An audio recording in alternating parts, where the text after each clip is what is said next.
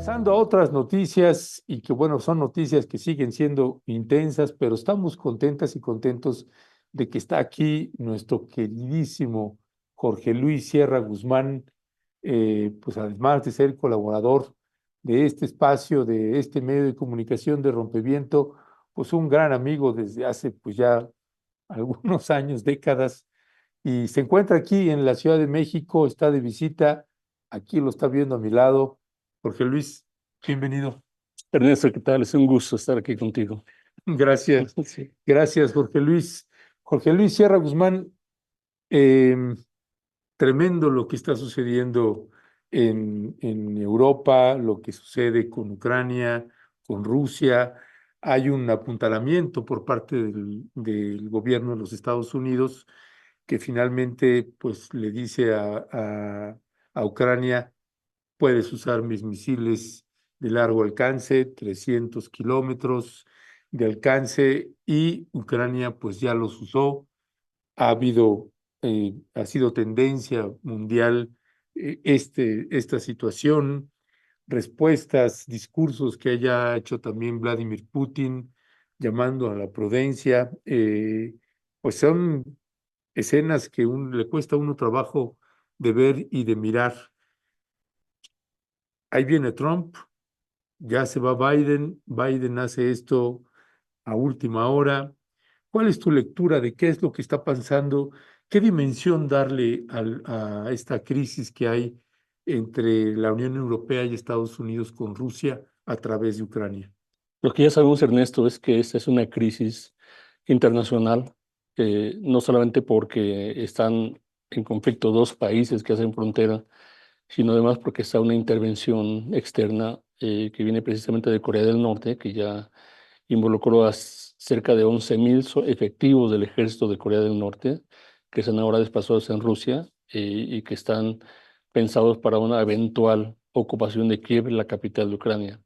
Entonces el conflicto armado ya es internacional. La Organización del Tratado del Atlántico Norte ya tiene cerca también de 20.000 efectivos en ejercicios militares en Finlandia, que Finlandia también es un país que está en riesgo si la ola de expansión de Rusia empieza a abarca Ucrania y después se sigue con otros países frontera, porque esa es, digamos, como la dimensión que tiene ese conflicto, que cada vez el intento estratégico es primero reducir la influencia de la OTAN hacia Rusia, reducir la zona fronteriza que hay entre los países de Europa y Rusia, y por parte de Estados Unidos, obviamente, digamos, la necesidad de apoyar a la OTAN y la necesidad de disminuir el avance de las tropas rusas en Ucrania.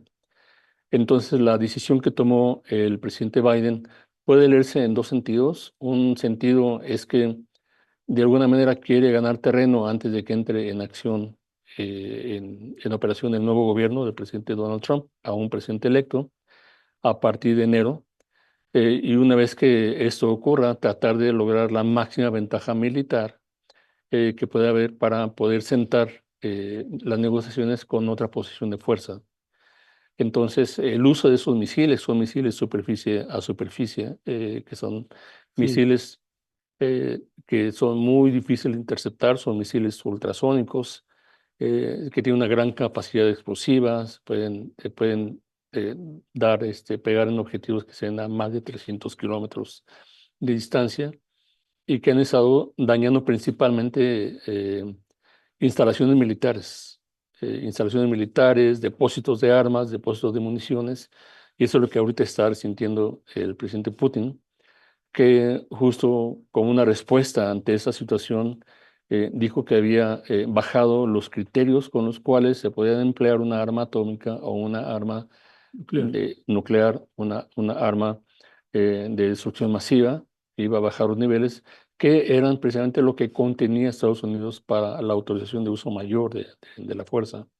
Con eso, la fuerza se está utilizando, no solamente son misiles estadounidenses, son también misiles británicos que se utilizaron el día de ayer. Entonces hay una capacidad renovada militar ucraniana con estos Misiles. dispositivos Ujú. de artillería, pero aún así, digamos, el balance, el equilibrio militar que hay entre los dos países sigue siendo todavía favorable a Rusia. Rusia no ha podido avanzar más. Lo que pretende el presidente electo Donald Trump y su gobierno es que haya conversaciones de paz. Él dijo durante su campaña que iba a reducir el conflicto, apaciguar el conflicto, pero obviamente si lo hace, serían, digamos, a costa del territorio de Ucrania, con prácticamente cortando todo el acceso de Ucrania al mar. Deja una franja que es lo que ha ocupado militarmente. Rusia no ha podido ocupar más porque la resistencia ucraniana ha sido realmente enorme, ¿no? Han sido cerca de 75,000 soldados rusos que han perecido en combate. Por parte de Ucrania han sido 60,000 efectivos los que han perecido en el combate, lo cual significa en términos numéricos una ventaja para Ucrania, ¿no? Entonces no es lo mismo, las tropas ucranianas han operado con una mentalidad nacionalista muy, muy grande, mientras que las tropas de Rusia han sido tropas que no están entrenadas, tropas que no tienen una moral elevada, tropas de que ahora están haciendo reclutamiento pues, forzado para tratar de aumentar la ofensiva. Ya, esta parte hay corrientes políticas, unos son más pro-estadounidenses y dicen que bueno, otros son más pro-Rusia y dicen, sí, no hay que dejarse del imperio yanqui. Este, aquí no hay santos, porque Luis, hay muchos intereses. Y en el marco de esto está también lo que sucede en Medio Oriente, donde pues el gobierno de los Estados Unidos pues también le da un espaldarazo importante a Benjamín Netanyahu, sea en el gobierno de Biden y parece ser que con Trump se va a incrementar el apoyo. ¿Cómo, cómo leer y qué dimensión tendremos que darle los que estamos en otro continente, pero que también nos repercute de muchas maneras? ¿Qué dimensión darle a estas crisis que están habiendo en esa parte del mundo? Que pues hay un genocidio que no cesa. Ayer precisamente la Corte Penal Internacional dio la orden de detener a Benjamín Netanyahu y a algunos líderes de Hamas. Se dio la orden, el gobierno de los Estados Unidos, el próximo embajador. Tenemos ahí la imagen otra vez, si me haces favor de ponerla, precisamente con las declaraciones que está haciendo el primer líder del Senado de los Estados Unidos, el próximo líder del Senado, que dice, está amenazando al fiscal de la Corte Penal Internacional si actúa contra Israel. Eh, pues ya, esto fue un día antes de que se diera ya el fallo de la Corte Penal Internacional, se da la orden de captura a Benjamín Netanyahu. ¿Cómo leer también esta crisis en el marco de lo que está sucediendo en Rusia y Ucrania? Obviamente lo que el resultado de las elecciones en Estados Unidos fue un resultado sumamente desfavorable a los deseos de paz y de justicia y de freno a esa crisis humanitaria, porque han llegado o van a llegar al poder personajes que están, digamos, situados en una especie de extrema derecha, que están tratando de impulsar, digamos, los intereses belicistas que tiene el gobierno actual en Israel. Están apoyando también de alguna forma, porque siempre ha habido una vinculación muy grande, los intereses de Rusia. Entonces, no podemos hablar de manera general que eso sea la representación del Mm. sentimiento estadounidense, porque acuérdate que Estados Unidos es un país que tiene en estos momentos, digamos, prácticamente tiene una población que está dividida. Si perdieron la elección, la perdieron más bien debido a que la estrategia de Donald Trump fue mucho más efectiva, la estrategia de, digamos, de relaciones públicas y de propaganda y de convencimiento fue mucho más efectiva que la que tuvo el candidato demócrata. Pero aún así, digamos, esto está presentando la opinión de un país dividido. El mismo presidente Biden tuvo una oposición muy grande de las universidades de Estados Unidos porque muchos estudiantes se alzaron en contra de la guerra y estuvieron haciendo campamentos en casi la mayor parte de los campus de las universidades públicas y privadas en Estados Unidos. Entonces sí hay realmente mucha oposición interna al apoyo a este intento que las autoridades internacionales han calificado como genocida y que ha causado, digamos, una calamidad enorme humana tanto en Gaza como en Líbano. Ahora, militarmente, Netanyahu tiene la ventaja porque si antes el conflicto estaba ubicado solamente en Gaza, ahora digamos, con llevar al conflicto, extenderlo hacia el Líbano. Líbano y atacar, digamos, a las fracciones armadas del Líbano en las operaciones que todo el mundo conocemos de los celulares que explotaron y Mm. las tabletas que explotaron, los walkie-talkies que explotaron, que prácticamente mermaron y dejaron sin capacidad militar a Hamas. Entonces ahí Netanyahu realmente trasladó el discurso de la solución en Gaza, que era un conflicto de genocida, un conflicto humanitario de gravísimas dimensiones, lo trasladó al control de lo que Israel y Estados Unidos también califican como una organización terrorista, Hamas, y que en un sentido ya, digamos, el conflicto ya se trasladó más bien hacia la lucha antiterrorista. Entonces, con ese movimiento, pues Netanyahu logra una clara victoria militar para hacer que Netanyahu se sienta a negociar y tome, digamos, haga una resolución, un acuerdo de paz. Pues obviamente lo va a hacer sobre un ejercicio de poder que prácticamente va a eliminar toda presencia palestina. En la Franja de Gaza ahora sí se va a establecer un control mucho más grande y expansivo de todo el territorio que antes ocupaba la autoridad palestina. Y eso va a generar también millones de personas refugiadas en otros países, prácticamente la eliminación del territorio para ellos, ¿no? Entonces, las circunstancias son muy difíciles en esto porque esas son precisamente las personas que van a llegar a los puestos de liderazgo en Estados Unidos. Creo que aquí habría, digamos, como varias cosas. Uno es la capacidad que tenga la bancada demócrata en el Senado, la capacidad de que tengan los organismos humanitarios, derechos humanos, de libertades civiles en Estados Unidos que puedan presentar demandas en contra de las políticas que puedan incrementar la crisis humanitaria, que haya una batalla en el terreno legal, una batalla en el terreno legislativo también, y que esto, pues obviamente no está confinado solamente a Estados Unidos, también está digamos, involucrado toda Europa, toda esa discusión que existe actualmente. Y creo que en esas condiciones lo que hay y lo que vemos ahí ahorita de manera realista es obviamente es un avance de Rusia, es un avance de Israel sobre sus territorios, es el mantenimiento del conflicto humanitario y es el anuncio de que va a haber una etapa muy complicada en la cual Ucrania puede perder la ayuda de Estados Unidos, la ayuda que limitada, pero que era ayuda que estaba manteniendo tanto en inteligencia como en armamento, que puede perder esas dos capacidades que están sosteniendo al presidente Zelensky, y eso puede orillarlo, digamos, a una aceptación desfavorable de las condiciones, que es prácticamente ceder esa franja del territorio que da acceso al mar.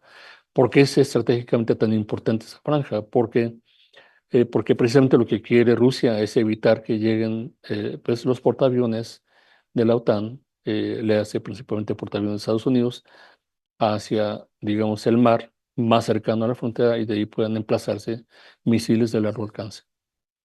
¿Te parece en esa lógica, sabiendo la historia y el antecedente de los Estados Unidos de colocar bases militares en todo el mundo, te parece lógica la política de Rusia, por tanto, de querer controlar esa parte para que no le instalen pues una base militar o un portaaviones ahí en esa parte de la frontera en esa parte del mar con Ucrania?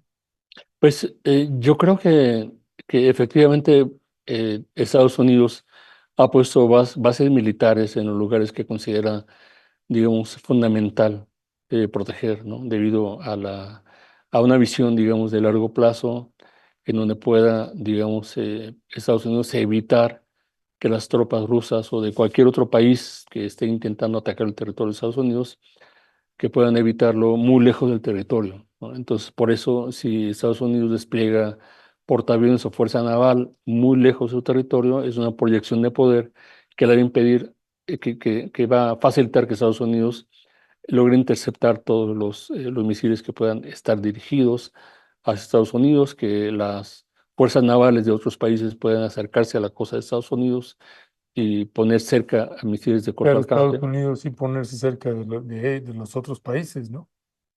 No es una cuestión diplomática, es una cuestión de fuerza, es una cuestión de fuerza militar, eso es lo que está originando precisamente una buena parte de los conflictos. En realidad, eso no está, digamos, hay una cierta debilidad de los organismos internacionales que pueden de alguna manera controlar esto, pero esa es la lógica de poder que hay entre las naciones que tienen armas nucleares, ¿no?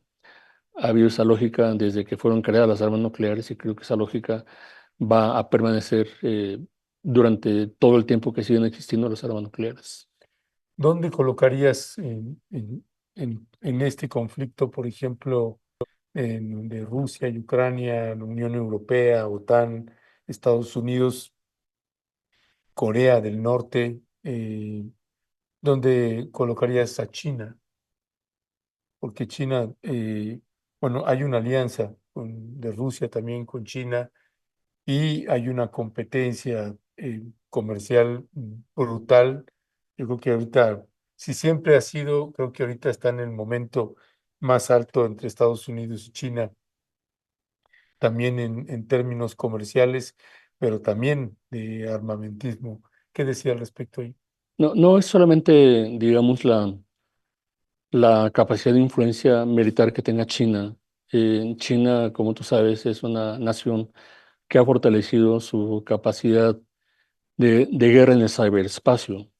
Entonces China tiene, digamos, un contingente de fuerzas especiales para combatir en el ciberespacio enorme que está, digamos, alcanzando prácticamente todo el mundo, ¿no? Conversando con colegas en Argentina que están dedicados a detectar las fake news en toda América Latina. Ellos han dicho que han observado una mayor influencia china en las redes sociales en América Latina que la influencia rusa en América Latina. Entonces, la influencia rusa a través de las redes sociales están constando más en Estados Unidos para influenciar el resultado electoral y el pensamiento interno de Estados Unidos, mientras que China tiene más presencia del lado de América Latina. Te digo que no solamente militar, porque me parece que esto tiene que ver con la cuestión económica, con la cuestión comercial, tiene que ver con el uso y desgaste de los recursos que tenga los países de la OTAN y los países y Estados Unidos, porque una vez involucrados en una cuestión creciente que escala cada vez más, pues obviamente se van a requerir más y más recursos, ¿no? Esos recursos pues van a salir del presupuesto nacional y quienes van a estar pagando finalmente la guerra, pues son los ciudadanos de a pie, los que están pagando sus impuestos y que van a estar viendo que las tasas de interés están incrementando. Ahorita las tasas de interés están súper elevadas, nadie está queriendo comprar casas en Estados Unidos por la misma razón, nadie está invirtiendo porque la inversión, las tasas de oro se han desplomado, el costo del crédito se ha elevado estratosféricamente. Entonces, en términos económicos, eso fue precisamente parte de lo que originó la derrota electoral de Joe Biden, ¿no? Que estaba una crisis económica tan fuerte que muchos votantes dijeron, bueno, yo creo que es el momento de cambiar y no importaba si estuviera un presidente como Donald Trump en su lugar, Mm. porque la economía se está resintiendo a ese grado. Eso es, digamos, lo que de alguna manera ese es un conflicto en todos los frentes, en el frente económico, en el frente militar, en el frente político y en el frente cultural también, porque también ese otro frente cultural muy difícil de averiguar, muy difícil de reconocer, pero que está sucediendo en el espacio de Internet, que está sucediendo, digamos, en la producción televisiva, que está sucediendo a través digamos, de la normalización del narcotráfico, de la normalización de la guerra, que está sucediendo a través de, digamos, de la gestación digamos, nuevos discursos de odio en el mundo. Entonces, sí es obviamente una confrontación bélica en todos los frentes y es realmente una situación extremadamente difícil de manejar, ¿no? La pregunta aquí es cuáles son los escenarios, ¿no? ¿Cuáles son los escenarios? El realista, obviamente, ahorita en estos momentos es la pérdida de Gaza, es el territorio palestino ha dejado de ser palestino, es jamás está al menos inutilizado por un periodo muy largo de tiempo. Sí. Entonces, esa es la posibilidad de que también Israel controle esa parte del territorio líbano. Em, el conflicto en Ucrania está todavía en veremos, porque tampoco Estados Unidos, tampoco Rusia tiene todas las condiciones internas ideológicas para vencer. Sin embargo, el apoyo tanto de China como de Corea del Norte pueden hacerlo, digamos, pueden hacerlo triunfante en el sentido militar, pero no en los otros sentidos, ¿no? También la economía rusa es una economía devastada. Hay una fracción en Rusia que se opone a la guerra, la fracción, por ejemplo, la Mm. fracción Rusia es un país que está envejeciendo. Rusia no tiene realmente una fuerza militar de un país joven que tiene, digamos, una población mayoritaria de personas que tienen menos de 18 años. Rusia no la tiene. La mayor parte de la población de Rusia es una población que tiene más de 60 años. Entonces, la población que tiene una edad militar para combatir en Rusia se ha achicado, ha sido cada vez más pequeña. Y tú sabes que el tamaño de la población, el tamaño de la población militarmente activa cuenta muchísimo para sostener una guerra. Y eso no lo tiene Rusia. Por eso Rusia quiere vencer en ese conflicto de la manera más pronta posible a través de todos los canales que puedan existir, y por eso también no puede avanzar más porque Ucrania es un país diferente, ¿no? El tamaño de los efectivos que ha logrado reunir Ucrania, pues son cerca de un millón de personas. Mm. Eh, es- Rusia está involucrando en el conflicto a 1.600.000 personas, pero ese 1.600.000 personas, pues no todos son soldados rusos que están pensando con un sentimiento patriótico, ¿no? Muchos de ellos están realmente preocupados de lo que están haciendo, están conscientes de que están cometiendo también un acto genocida. El cálculo de las viviendas destruidas en Ucrania es enorme, ¿no? Hay cerca de 3 millones de personas desplazadas en Europa, ucranianos desplazados en Europa y prácticamente en todo el mundo, y hay 2 millones de personas desplazadas internamente. Entonces, esa condición yo pienso que debe de acelerar, digamos, la preocupación internacional, y cada país que pueda tener una influencia en un organismo internacional como la Organización de, de las Naciones Unidas debe tener una voz, y esa voz debe ser una voz en contra de la guerra, debe ser una voz en contra del genocidio Mm. y una voz, digamos, en contra de los intentos militaristas que hagan escalar el conflicto. Ya, dice gente de la audiencia, leo algunos comentarios, porque Luis, Oscar Reyes, ahora resulta que Rusia es la amenaza del mundo y que sigue después que Palestina indemniza a Israel por cada bala de disparo. Bueno, está en otro canal este chavo. Eh, dice Roque Artemio Gallegos, Estados Unidos, el país más violento en la historia moderna, el que tiene más bases militares en el mundo y el único que usó armas nucleares, se queja siempre de violencia por defensa ante sus ataques. Elvira Montañez, en términos históricos tenemos más razón de tenerle miedo a Estados Unidos que a Rusia. Marco Alvarado Zelensky, el legítimo presidente de Ucrania, manda a reclutar a hombres de todas las edades que no desean ir a la guerra. Es funesto e implacable, pero eso no se maneja en los medios corporativos. Juan Jiménez, el invitado que habla sobre la crisis en Europa y Medio Oriente, lo veo muy cargado a favor del punto de vista de la OTAN y de los Estados Unidos. Ana García Sepúlveda, saludos a Jorge Luis Sierra. eh, Marcela Vargas Peña, yo creo que las mesas de opinión son más interactivas y por tanto más interesantes. ¿Qué decir? ¿Qué decir, Jorge Luis, de los comentarios que escuchas ahí?